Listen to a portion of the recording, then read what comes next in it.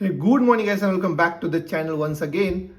और आज हम डिस्कस करेंगे कि व्हाई आई लेफ्ट टीसीएस।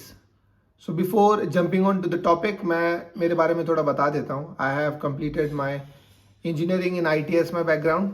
उसके बाद मैंने एमबीए किया और उसके बाद एक ड्राइव निकलती है टीसीएस की, टीसीएस एमबीए हायरिंग करके। तो वहाँ पे मैंने अप्लाई किया था और लकीली मेरा जो सिलेक्शन है वो टीसीएस में हो गया। So yes, I feel proud that I am an ex TCS, one of the biggest IT giants in India and one of the biggest IT giant which is profitable throughout in India.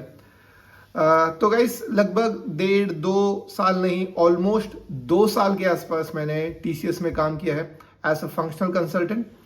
और उसके बाद कुछ situation इस तरह से बन गई थी, सिचुएशन कहूँ या फिर मन भर गया था कह सकते हैं, जो जिसने मुझे फोर्स किया TCS से मूव आउट करने के लिए। तो सारी चीज़ें आज के वीडियो में हम लोग डिस्कस करेंगे, तो आप बने रहिए वीडियो में। तो सबसे पहले जो क्वेश्चन है, सबसे पहली जो बात है, जो बहुत से फ्रेंड्स मेरे मुझसे कह रहे थे जब मैंने इंजीनियरिंग करने के बाद, एमबीए करने के बाद जब मैंने टीसीएस को ज्वाइन किया, तो बहुत से लोगों का ऐसा मानना था कि TCS is the firm which one should join at the end of the career, जहाँ पे सुकून से बैठ के रिटायरमेंट ले सकें। तो पर मेरा अप्रोच कुछ और था। I join TCS in the very beginning of my career, क्योंकि मैं चाहता था कि कोई ऐसी ऑर्गेनाइजेशन ज्वाइन करना जहाँ पे आपको इन एंड आउट सारी चीज़ें पता लगे। तो अगर टीसीएस ज्वाइन कर रहे हो तो एक चीज़ की तो गारंटी है कि हाउ कॉर्पोरेट जाइंट वर्क, ये आपको चीज़ें पता लगने वाली है। हाउ कॉर्पोरेट कल्चर वर्क्स, ये आपको चीज़ें पता लगने वाली है। कौन कौन से अप्रूवल्स होते हैं, किस तरह की लीव्स होती है, मेल कैसे ड्राफ्ट किया जाता है, क्योंकि अपने को करिकुलम एक्टिविटीज़ और कोर्स में तो अब तक सिर्फ अपने को लेटर ही लिखना सिखाया है। तो ये सारी चीज़ें बेसिक से आपको ग्रूम करेगा टीसीएस। सारी चीज़ें आपको बेसिक से सिखाएगा कि किस तरह से फॉर्मल्स पहनते हैं। इवन कुछ लोग हंसते हैं, टीसीएस सह्याद्री पार्क फेज 3 में जब हम लोग जाते थे और बाई मिस्टेक अगर हम स्पोर्ट्स शूज़ पहन के आ गए, हम लोग फॉर्मल्स में नहीं है, तो एचआर स्ट्रिक्टली वापस घर भेज देता था, जस्ट लाइक स्कूल के तरह। एचआर बोलता था कि निकलो, आप फॉर्मल अटायर में नहीं हो। अपना ईमेल, अपना एम्प्लॉय आईडी लेते थे, वो मेल शूट करते थे कि ये फर्स्ट वार्निंग है। तो एकदम स्कूल के तरह ही माहौल आप कह सकते हो फ्रेशर्स के लिए रहता है। एक तरह से डिसएडवांटेज ये है कि आप ज़्यादा चीज़ें एक्सप्लोर नहीं कर पाओगे, पर एक तरह से एडवांटेज ये है कि जो सारी चीज़ें हैं जो आपको सीखनी है, वो सारी चीज़ें बेसिक से आपको टीसीएस सिखा देता है। तो गाइस, जो इंजीनियरिंग के बाद ज्वाइन करते हैं, जिनका पैकेज 3.5 राउंड ऑफ लेके चलते हैं, not going into the exact numbers, 3.5 के आसपास जिसका पैकेज है, it may be a case कि उनको बेंच पे रखा जाए। पर मैं एमबीए ग्रेजुएट करके हायर हुआ था, तो as soon as I got onboarded, 15 दिन के अंदर ही हमें प्रोजेक्ट एलोकेट हो गया और जो मेरा पैकेज था दैट वाज अराउंड 5.80। अगेन थोड़ा नंबर इधर उधर हो सकता है, क्योंकि अभी 1.5 साल होते आ गया मैंने टीसीएस छोड़ के।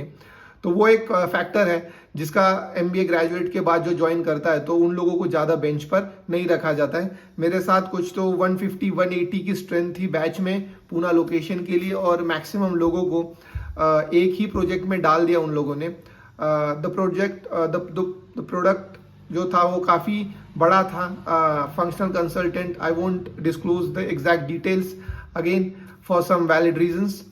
तो काफ़ी बढ़िया चल रहा था काम।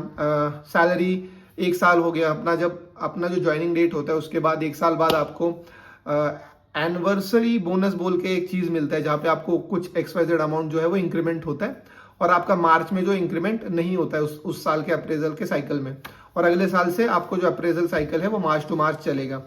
तो सबसे पहला रीज़न तो यही है इसकी, टीसीएस में अप्रेजल ना के बराबर होता है, आप कितना भी रगड़ो, कितना भी घिसो। टीसीएस में जो अप्रेजल है वो ना के बराबर ही होता है, 2% 4% मिलता है, and that would hardly contribute to 4,000-3,000 के आसपास पर मंथ के सैलरी में वो आपको इंक्रीमेंट होता है, आप कितना भी तोप क्यों ना हो।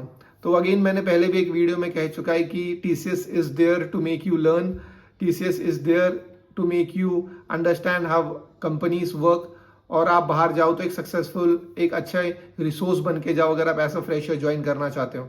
तो टीसीएस के बारे में जो सारी चीज़ें हैं वो मैंने इन डिटेल एक वीडियो में शेयर कर रखी है, उसका लिंक भी आपको वीडियो के लास्ट में मिल जाएगा। तो ये एक चीज़ थी कि जो अप्रेजल था वो बढ़िया से नहीं हो रहा था। दूसरी चीज़ ये थी गाइस, तो मैं रहने के लिए एयरपोर्ट साइड, विमान नगर साइड हूँ, और जो वर्क फ्रॉम ऑफिस है वो कोविड के बाद उन्होंने कंपलसरी कर दिया था। वर्क फ्रॉम होम वो लोग अलाउ नहीं कर रहे थे। तो यहाँ से 35-40 किलोमीटर्स के अप्रॉक्सीमेटली ऑफिस पड़ रहा था, और मैं यहाँ पे फैमिली के साथ रहता हूँ। तो it was my personal choice कि मुझे अप डाउन नहीं करना था, अप डाउन नहीं कर पा रहा था, क्योंकि हिंजेवाड़ी का ट्रैफिक, अगर आप पूना से हो तो आप जानते ही होंगे, अप डाउन नहीं करना था। और वहाँ पे भी मैं रहना पसंद नहीं करता फैमिली को छोड़ के। तो ये मेरा सेकेंड रीज़न था। थर्ड रीज़न गाइस ये था कि जो मैनेजर्स थे मेरे, वो काफ़ी एजेड थे। अभी हर किसी की पर्सनल चॉइस है, पर जो मेरा टीम लीड था that was quite a cooperative person. अच्छी से वाइब भी मैच होती थी हमारी, पर जो हमारा मैनेजर था वो थोड़ा एजेड पर्सन था, तो वो बात बात पे चिढ़ जाता था। आप उससे कुछ पूछने जाओ तो बात बात पे चिढ़ जाता था कि ये ऐसे नहीं हुआ, वो वैसे नहीं हुआ।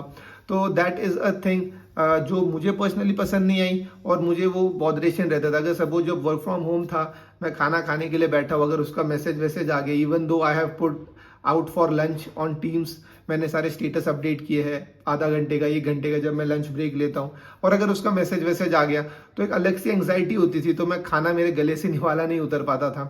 तो वो एक रीजन था। Again it depends on the person to person, on the project to project in which you would be deployed. तो आप अगर अच्छे प्रोजेक्ट में हो, अच्छा मैनेजर आपको मिला है, तो ये पॉइंट शायद आप कंसिडर ना करो। पर अगर आप कोई ऐसे प्रोजेक्ट में हो जहाँ पे मेरे जैसा आपको मैनेजर मिले जो कि शॉर्ट टेम्पर्ड हो, या बात बात पे चिढ़ जाता हो, या आपकी सिचुएशन समझने के स्टेट में ना हो, तो आपको थोड़ा डिफिकल्टी हो सकता है।